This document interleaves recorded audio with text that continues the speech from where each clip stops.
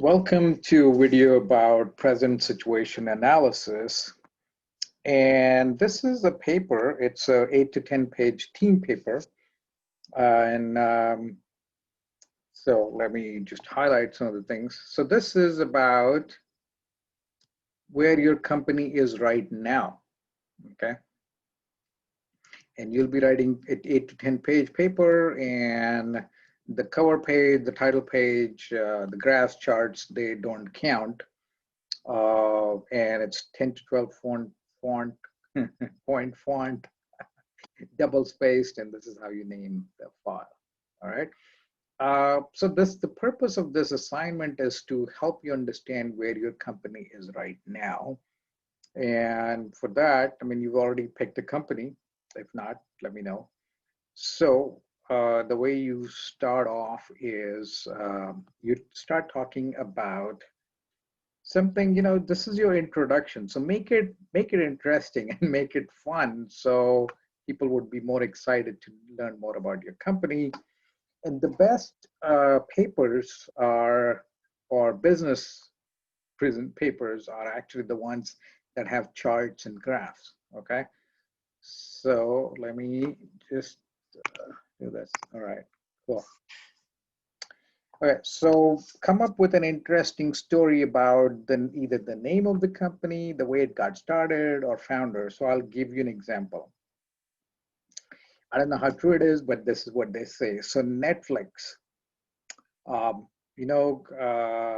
Reed Hastings, he's the guy who owns Netflix, Reed Hastings. So probably some of you know, some of you don't know him. So he had rented Apollo 13. This is a really interesting story. So he rented Apollo 13 and somehow he misplaced it, fell behind the couch, something happened. And so he returned it, Apollo 13, after 30 days, 30 days to Blockbuster. That's where he had rented it from. And back in those days, Blockbuster used to charge $5 per night for the movie. And so they charged him for 30 days, which is $150. I mean, that's how the story goes. And Reed Hastings, was not too happy paying that late charges. And he just sold a software company, and so he started Netflix. So that's a story about the way the company got started. So, write a story, good story about a company. Find out many of these stories have an element of fiction, but some of them are really inspiring. Then after that, include a company's brief history. So you don't have to have a laundry list of, 1901, the company got started, 1902, they, bought a building, blah, blah. Just talk about the important events, okay? When it got started, when it went public or something, the major events in that. So include in that. And then include pie charts. These pie charts are very important. Pie charts about product lines, about the market where it's making money from, the products, as well as international presence. So I'll give you an example. So this pie chart, one pie chart would be, the money that it is making based on products, A, B, C, D, so on and so forth, okay? So this is products/services pie chart. Another pie chart would be where it is making, the markets, international markets. So it could be like, this is US, this is EU, Asia Pacific, and rest of the world, okay? Because pie charts also give you, like in one chart, it's giving you good understanding of what the company is, and how are they making their money.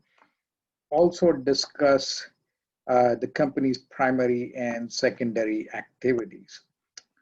So for the sake of this discussion, let's say that we are using a company, let's say Walmart. So what are the primary and secondary activities that the company does? So primary activity is basically what the company does. Like Walmart is a retailer, it sells products, okay? And secondary activities would be the activities that are kind of helping the primary activities, but are not the primary activity. So the secondary activity for Walmart would be it has its, warehouses, shipping, from warehouse to the stores and things like that. So primary activity for Walmart is the retail. So most of the times, companies tend not to outsource the primary activities. They are outsourcing the second. Secondary activities. What I mean by that is most of the times, so Walmart store is managed by Walmart. It's not going to give it to somebody else. Okay. Secondary activities, transportation, warehouse, it may or it may not. It doesn't have to give it to somebody else, and they could manage it too. Another example would be, let's just say KFC. It's a franchise. The model is franchise. So even their locations are managed by somebody else. So their primary activity is to franchise the company, not to run the stores. Okay. So talk about the primary, secondary activities, and then stock chart analysis. So go to finance.yahoo.com, and so I'm going to show you these things here. So since I mentioned Walmart, we are going to pick up Walmart. Okay. So now,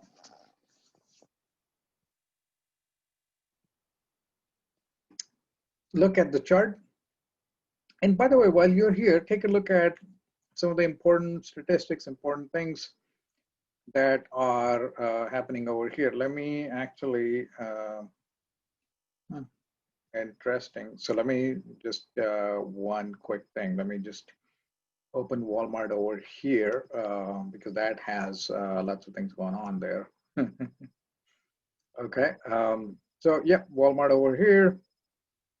As you are in this finance.yahoo.com, also look at some of the important numbers over here. Surprised to see how much Walmart is making or how less it is making.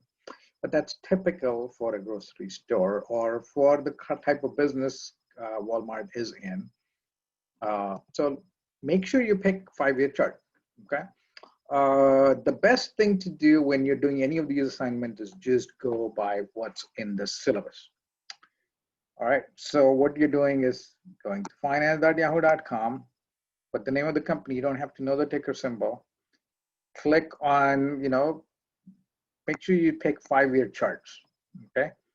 And compare it with S&P 500 and 2 other companies. Preferably, this is not a must, but pick one that is doing better and one that is doing worse than your company, okay? And again, if your company is the top one, then pick the second best, or if the last one, pick the second lowest company. And you're going to take a screenshot of that and copy it or pasting it in your Word document. So let me show you how it looks like for Walmart. So what we are going to do is just going to delete some of these things. By the way, if you subscribe to my channel, you could pick up if you're interested, all right, you don't have to. If you're interested in investing in stock market, I have some good videos on that as well. All right, so this is Walmart, okay? Looking at this chart for the last 5 years, sorry, I'm just moving some things around here. All right. So let's go up. So minimum 5-year. You could pick more than that. That's fine too, but try to pick minimum 5-year. So as you can see, Walmart went up from close to 63 in the beginning 5 years ago to 139. So it's a pretty good move. But we want to find out, is this good? Like, how do we know that it is good? The way we know if something is good or bad is if we compare it with its competitors, okay? So let's pick a competitor. Competitor for Walmart could be Target, okay? And it happened to be doing less than Walmart, so we picked a competitor that is doing less than or not doing as much as good as Walmart is. And okay, then pick a competitor that is doing better, and of course, who better for that than Amazon? uh, so, and then we're going to compare it with S&P 500. All right. So that's it. So you could, as you could see, I mean, Amazon is beating everyone, hands down. Walmart, your money would have more than doubled, slightly more than double, 116%. Then you have S&P 500. So it is doing better than S&P 500, so which is a good thing. So in a way, it's competitive. But if you look at Target, Target is also doing better than S&P 500. So retailers are doing good, but if you compare it with Amazon, then it's not doing that well. Okay.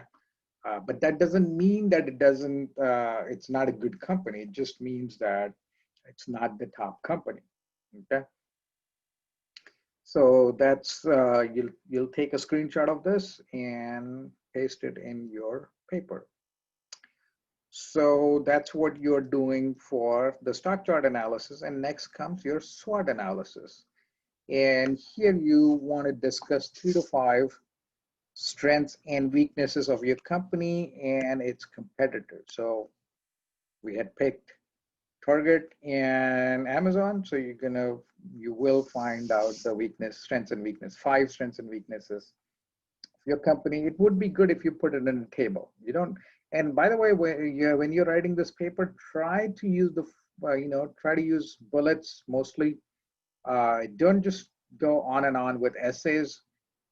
Try to break it up, highlight certain things, underline certain things, bold certain things. So it's easier to read, because in a business paper, you want to guide the reader properly. You don't want it to be just, too much text.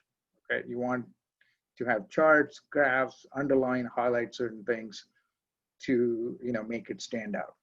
Okay. Then next comes your sustainable competitive advantage.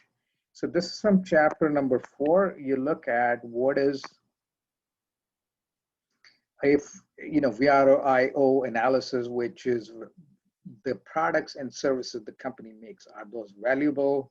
Meaning customers are willing to pay money for it. Rare, meaning they cannot get it from elsewhere. Costly to imitate, meaning it's not difficult or it's not easy for somebody to copy what the company is doing.